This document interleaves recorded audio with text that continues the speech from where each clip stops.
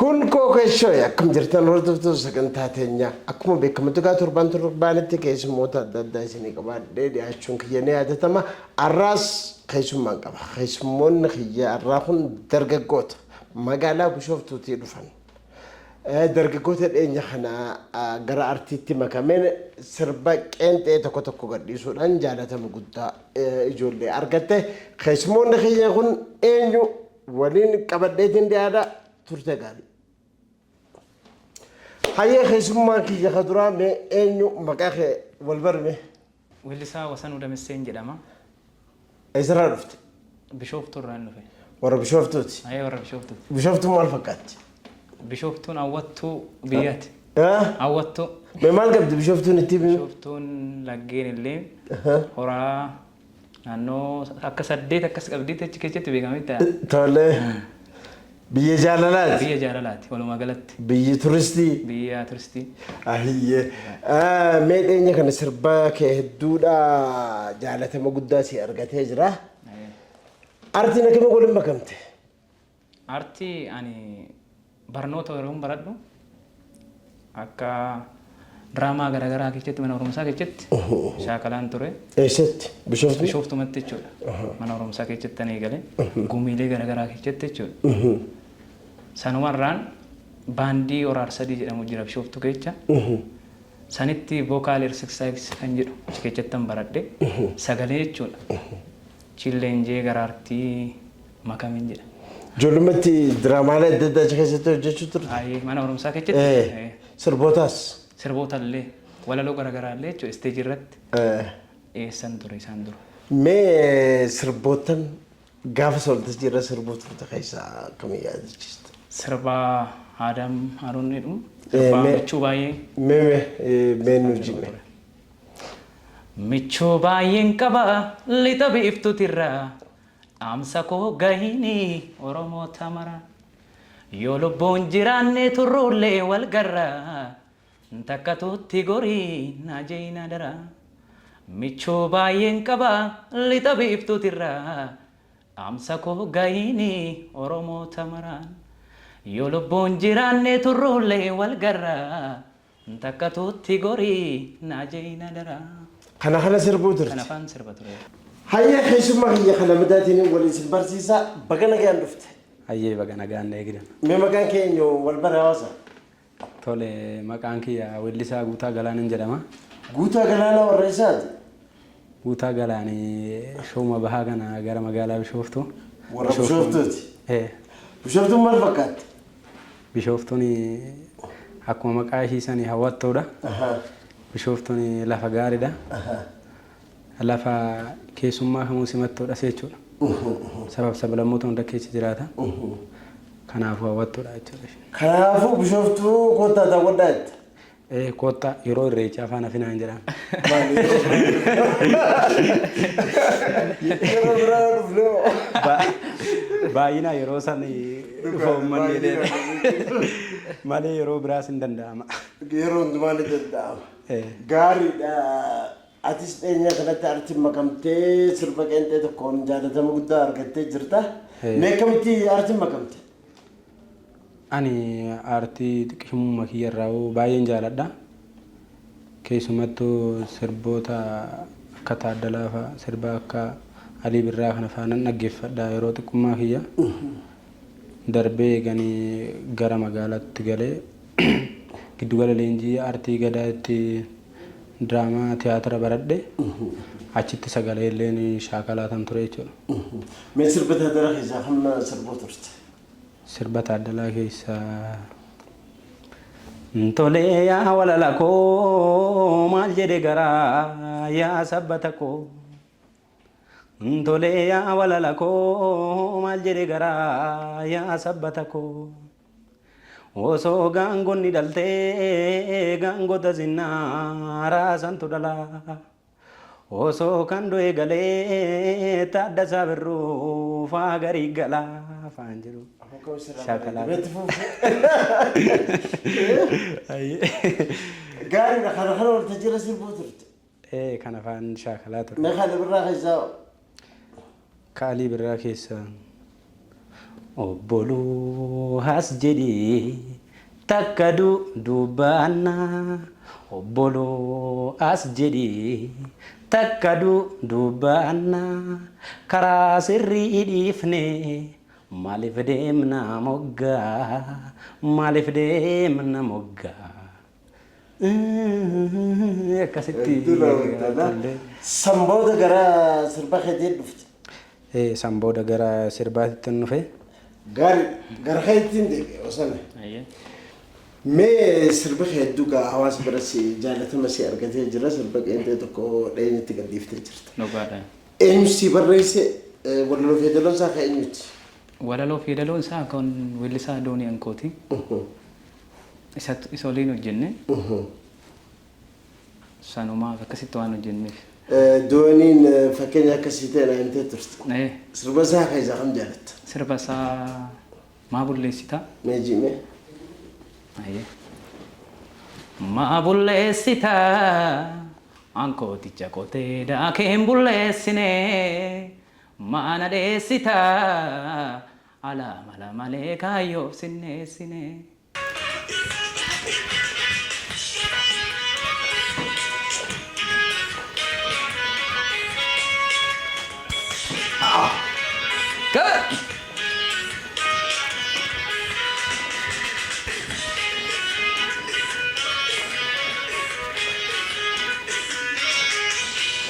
Baree birraa ganna bacakiif dukkana keessa nu ibsanumaa guyyaa yommuu roobu yaandoon ol qattireessa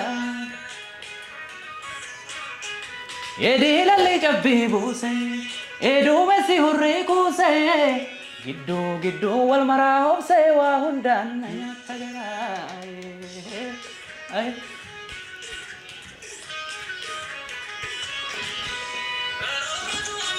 Dammee koo waa hundaan na nyaata garaa galoo koo waa hundaan na nyaata garaa obsee koo waa hundaan na nyaata garaa dammee koo waa hundaan na nyaata garaa waa hundaan na nyaata garaa waa hundaan na nyaata garaa waa hundaan na nyaata garaa waa hundaan na nyaata garaa.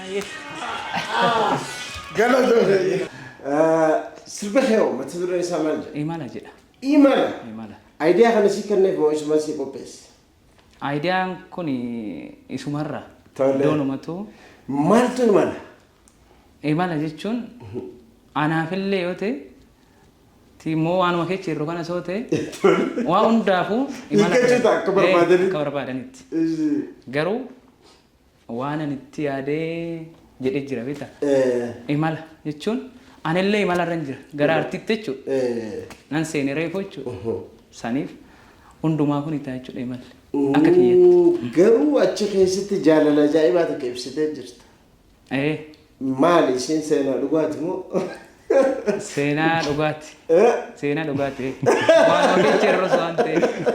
Seenuma keeti. Seenuma kiyyasi waanuma hawaasa keessatti illee argaa turre. Waan sirraas ga'e waan hawaasa keessaati. Ni jira. Mee walaloo sannaa jiitii irratti haasa'u. Ayyee. Sirba san guutuu jennee hawaasa. Guutuusaa? Guutuusaa jennee. Ormaaf baree birraan ganna bacakiif dukkana keessa nu ibsanumaa guyyaan yommuu roobu yaandoon ol qattireessa edii lalli cabbii buuse eduumessi hurrii kuuse gidduu wal maraa dammee waa hundaan na nyaata garaa. Eenyuta garas nyaattata? Obsee. Obsee yookaan dammee. Obsee kan jettee bakka obsee sannaa jiidha. Gidduu wal maraa obsee waa hundaan na nyaata garaa. Waa hundaan na nyaata garaa. Obseen ni jirti? Ni jirti. Garuu wal argaa addaan nu dhowwan beekta. Wal argaa nu dhowwan ishii baala. Saniif. Tole jaalala keessa kan adda dhowwan. Adda dhowwanii garuu immoo badeen badu beekta. Wal eegnaa abdii qabna fuulduratti wal agarraa waan jedhu qaba. Of keechitti. Obseen seenaa jaalala kee kan dhugaati. Akkasii garuu waan hawaasa irratti taa'eeru Mee seenaa bakka bu'ee jaalala keetii naa himi. anaafillee ta'a garuu. Seenaa jaalala keetii naa himi. Seenaa ani dhugaa dubbachuu fi seenaa jaalala kiyyaa'e ammatti waan keessa bo'in jiru beektaa garuu waan hawaasa keessatti argu isuman hawaasa keessatti fayyadamnu gabbaasnee Jaalatee beektu garuu. jechuun bara jaalatee beeku amma dura jaalatee beeku garuu imalarra jirra akkuma sirba kootee jechuudha. Jaalalaafis imalarra Jaalalaafis kanaafuu taamala qabdi yoo dhufte. ni ta'a. Imala hundaanuu jechuudha. Imalarra jirta waa hundattuu. Gaarii gara keetiin deebi'e. Hayyee. Mee sirba kee kan akkamii qopheessite eenyu sii qopheesse seenaa sirba keetii naa himi. Sirbi kiyyaani kan qopheesse walaloo isaa kan barreesse walaloo fi walaloo kan hojjete mucaa Mitikkuu Qilxuu jedhamu nama ajaa'ibaati baay'ee danda'a. Aayidiyaa namatti itti kennate akkasitti irratti naa hojjete jechuudha. Aayidiyaa hamaa jiru geessiteef. Aayidiyaan dharraa ta'an jedhu. Dharraa. Too. Maal dharraati? Dharraan waa baay'eetu jira. Tole mee sirba sallaatii. Hayyee. Yoo hireen nama bareechee guutuu namatti qaba guutuu akka kee guutame anis eesi argadhe reefuu raajiif si miilladha garba jaalalaa marfame beektuu hundarraa addaa faayee si uume hundaa qabdaa.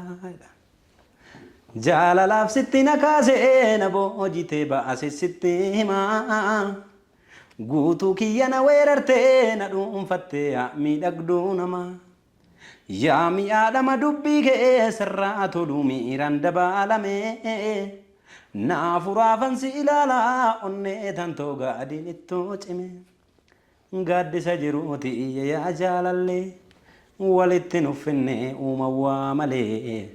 Sittan obsa hundaa cimee haamilee dafqa xuruurfadhee too daddaaqullee egereen kiyyallee sumaan miidhaga hangana jaalattu satumtoo ragaa haalli sin jijjiiruu fuulli kee takka sitti dhangalaasee kee badhaasa kaadhaan. Akka malee faarsiteedha. Akka faaruudhaan gargar goosisuun ta'a. Harka garaa kiyyaatan argadhe. Dhuguma jirti. Jirti maqaan alaqa. Akka maatiin jirti lafa. Hin jirti ani kopumatti argadhe. Ati argatti. Mee seenaa dhugumatti nama jaalatuuf qopheessite sirba walaloo kana. Anuma dhugumatti sin jirti garuu ani aayidiyaan uummatuma keessaa fudhadhe. Aayidiyaan uummata keessa jira moo seenaa keetiis? Seenaa kootillee yoon kana jalqaban isa jaalladha. Keechas jiraachuu danda'a. Jiraachuu malas. Mee tiimi akka jaallattu? Tiimi mee sirbituun sirba beektiimi ishiin? Tiimi. Ogeetti hawwii gara kannaa beektu taphattee kolfuu malee hin muufattu iftuu gammachuudhumaan abdii saaqxuu galma koo gaheen argaa innaa seeqxuun dharraatoo siin carroome siinanii si jajuun koo sikkoo ta'eefanii situ sooraa jiruu mi'eessitaa nageetti koo na qaabbaneessitaa.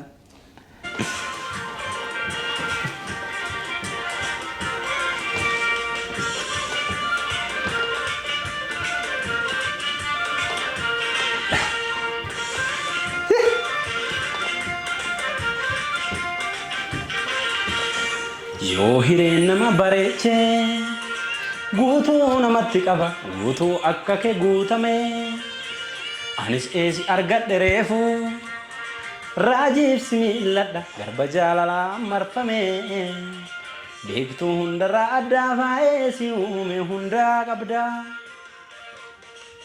Jaalalaaf sitti na kaasee na boojitee baase sitti himaa guutuu kiyya na weerartee na dhuunfattee miidhagduu namaa yaa mi'aadhama dubbii kee sirraa toluu miiraan dabaalame naafuraaban si ilaalaa onnee dandoo gaadiin ittuu cime.